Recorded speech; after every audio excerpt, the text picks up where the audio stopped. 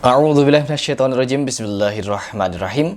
Teman-teman, kita tidak akan pernah lepas dari tokoh-tokoh agama, orang yang dianggap tokoh agama ya teman-teman, yaitu seorang habaib di Indonesia, yang dimana mereka ini terkesan kalau kita melihat mereka seolah mereka ini harus didengar semua fatwanya, pendapatnya. Terlebih di Indonesia itu kalau kepada habaib seolah-olah kalau kita tidak percaya kepada mereka, kita tidak ikut dengan fatwa mereka, kita tidak sepakat dengan pendapat mereka, kita kualat. Sedangkan kita melihat sendiri dari beberapa di antara mereka, ada beberapa oknum-oknumnya yang justru memperselisihi ajaran Nabi Muhammad SAW. Bukan hanya sekedar memperselisihi, mereka terkesan sebagian mengada-ada tentang cerita leluhurnya, yang menurut saya itu adalah khurafat, diada-adakan kepada orang yang dianggap leluhur mereka, seperti Al-Faqih Muqaddam yang bisa memadamkan api neraka, ya, dengan jari kelingking katanya. Hanya dengan jari kelingking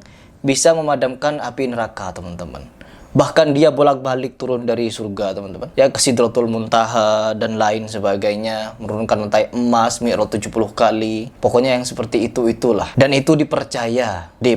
Dan beberapa hari yang lalu, kemarin, ya ini videonya, Buya Yahya, kita boleh-boleh saja untuk tidak mempercayainya. Terlebih ini hanya cerita seorang manusia biasa, bukan nabi, bukan rasul. Yang dimana nabi saja, ya, Nabi Muhammad SAW saja ceritanya ada yang palsu, apalagi hanya sekedar Al-Faqih Muqaddam yang bisa saja ceritanya itu palsu, teman-teman, dusta. Tetapi mereka yang dianggap ulama, mereka yang dianggap benar, mereka yang dianggap tokoh di Indonesia menceritakan hal tersebut seolah-olah kejadian itu benar, karena ada bukunya, ada kitabnya, teman-teman. Tidak berhenti sampai di situ juga. Mereka itu ketika menceritakan hal demikian seolah-olah itu benar terjadi. Ketika ada orang yang tidak percaya, orang sekarang itu tidak percaya keramat, tidak percaya karomah katanya. Kita bukan tidak percaya pada karomah atau keramat, tetapi kita tidak percaya terhadap orang yang menceritakannya. Yang dimana orang-orang yang menceritakan itu kebanyakan diantaranya mereka sambil rokok-rokokan. Terus mereka juga mengajarkan ikhtilat, mereka juga mengajarkan musik-musikan, bahkan nari-narian. Bahkan tidak lebih dari itu, Kang Bahar Smith juga melakukan hal yang sama. Saya beberapa kali membuat video untuk meminta pertanggungjawaban dia kepada salah satu pernyataannya yang menyatakan bahwa barang siapa membaca surah Yasin akan mendapatkan ini itu di surga. Allah, itu dari mana dalil? Sampai sekarang belum dijawab itu. Apalagi bercerita tentang keramat-keramat. Al-Faqih Muqaddam pernah duel bola api. Waduh.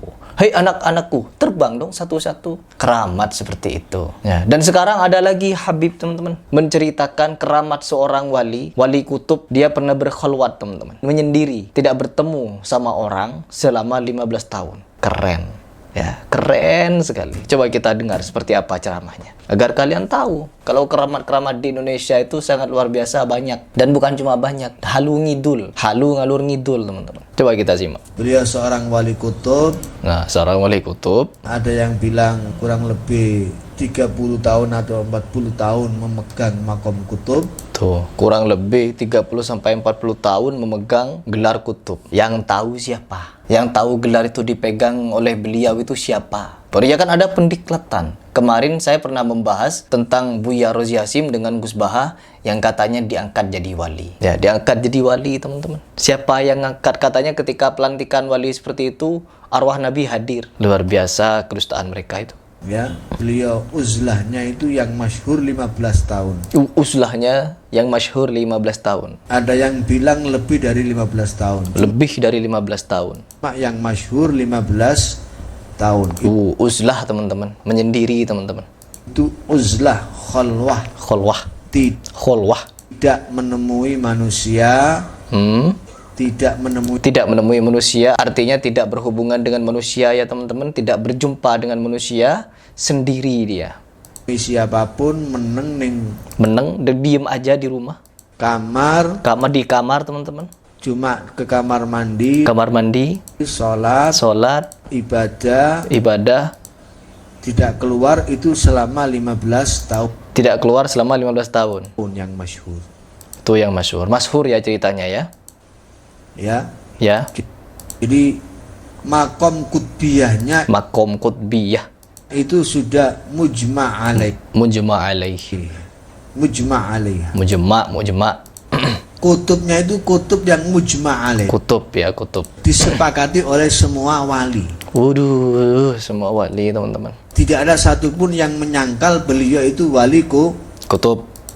Di sini kita bisa melihat teman-teman bahwa orang-orang semacam ini menganggap agama itu sesuatu yang ya bisa dirombak seenak jidat begitu ya. Bisa kita modifikasi seenak sesuka kita. Yang dimana ketika Nabi Muhammad SAW mendapatkan wahyu dari Allah Subhanahu wa Ta'ala, yang dimana tertera di dalam Al-Quran surat Al-Maidah ayat ketiga, pada hari ini kata Allah, telah kusempurnakan agama ini untukmu dan telah aku cukupkan nikmatku untukmu. Ini kata Allah Subhanahu wa Ta'ala, yang dimana menyampaikan langsung kepada kita semua bahwa agama ini telah sempurna. Tidak boleh dirombak-rombak teman-teman. Tidak boleh dimodifikasi, tidak boleh dikurangi ataupun ditambahkan. Apabila saya ingin bertanya kepada kalian, orang berkhulwat selama 15 tahun, lalu bagaimana dia sholat Idul Fitrinya? Bagaimana sholat Idul Adhanya? Bagaimana dengan sholat Jumatnya? Bagaimana dengan hal itu? Bagaimana? Saya bertanya kepada kalian. Bagi kalian yang percaya pada keramat-keramat, coba dijawab. Silahkan dijawab. Kira-kira secara sholat Jumatnya bagaimana? Bukankah jelas peringatan dari Nabi Muhammad SAW? Mungkin apabila hanya sekedar sholat wajib di rumah, itu masih dipertimbangkan. Oh ya, dia sholat tepat waktu di rumahnya sendiri. Mungkin itu masih bisa dianggap benar teman-teman. Tetapi ketika dia meninggalkan sholat Jumat, yang dimana kata Nabi Muhammad SAW, barang siapa meninggalkan sholat Jumat selama 3 kali berturut-turut karena dia lalai teman-teman, maka Allah akan menutup hatinya. Ini Nabi Muhammad SAW yang mengucapkan. Nabi Muhammad menyatakan seperti itu. Terus bagaimana orang ini yang katanya dilantik menjadi wali Allah, menjadi walinya Allah, yang dimana pelantikannya dihadiri Nabi Muhammad.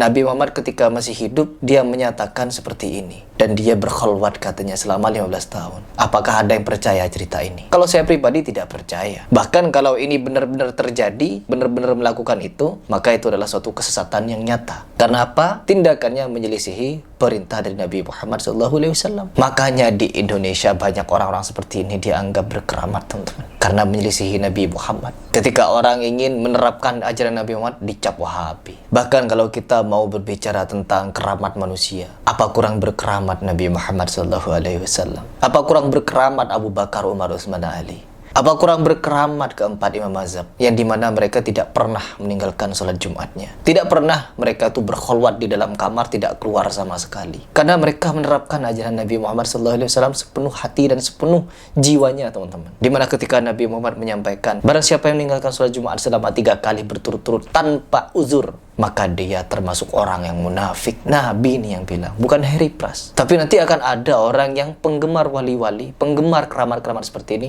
Oh, makom Harry Pras belum sampai. Silahkan berbicara makom. Silahkan. Islam ini bukan dibangun atas makom-makom. Islam dibangun di atas dalil. Dan tentu dalilnya bukan dalil yang lemah, tapi dalil yang kuat. Kalau kita sebagai umat muslim lalu menganggap dalil-dalil itu remeh-temeh, maka sungguhnya kita telah meremehkan Nabi Muhammad SAW.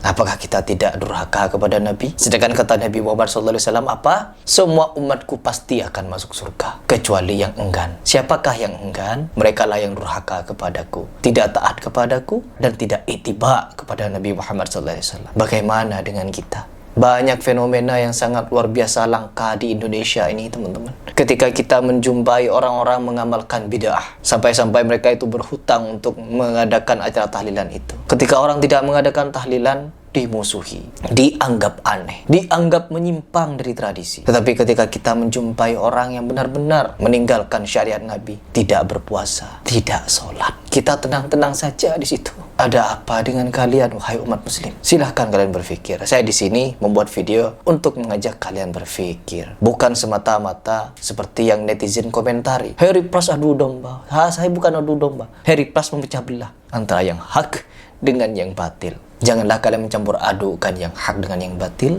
sedangkan kalian mengetahui yang hak itu Jadi semoga ini bisa dipikirkan. Kalian sebagai umat muslim di Indonesia yang rata-rata pemikirannya percaya pada khurafat, berpikir. Setidaknya kalian mulai berpikir dengan khurafat-khurafat seperti ini. Karena apa? Kalau ini benar-benar dilakukan, diamalkan oleh si wali tersebut yang dianggap wali, maka ketahuilah si wali itu ya bisa kalian nilai sendiri. Tapi kalau ini hanya cerita yang dibuat-buat oleh muhibbinnya, oleh jemaahnya, terlebih oleh orang-orang seperti ini, maka yakinlah itu fitnah. Dan semoga kita ini selalu mendapatkan taufik beserta hidayah dari Allah Subhanahu wa Ta'ala. Mungkin itu yang ingin saya sampaikan di video ini. Kurang lebihnya saya minta maaf apabila ada yang salah, itu murni dari kebodohan saya, tetapi apabila ada yang benar itu dari Allah Subhanahu wa Ta'ala.